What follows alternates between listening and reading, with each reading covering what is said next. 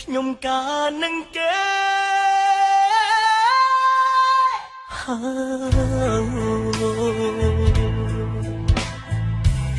ពុកអើយម៉ែអើយជួយខ្ញុំបានទេ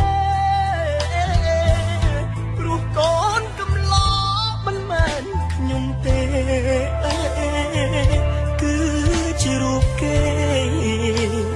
អ្នកមានទ្រព្យស្រុកស្ដំបងមានចិត្តស្មងបានត្រឹមធ្វើសសា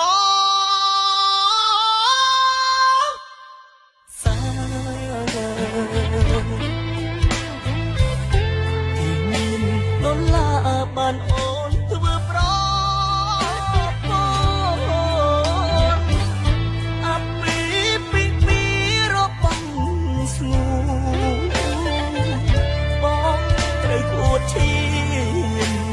ក្នុងរូងខាង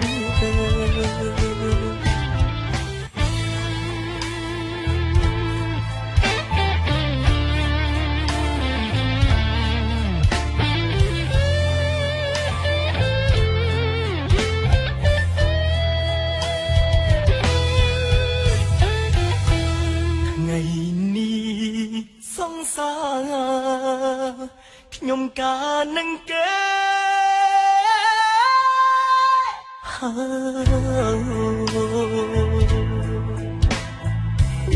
ពុកអើយម៉ែអើយជួយខ្ញុំបានទេព្រោះកូនកំឡោមិនមែនខ្ញុំទេគឺជារូបគេអ្នកមានទ្រព្យស្ដុកស្ដំបងមានចិត្តស្មងបានត្រឹមធ្វើសសាទីមានដុល្លារបានអូ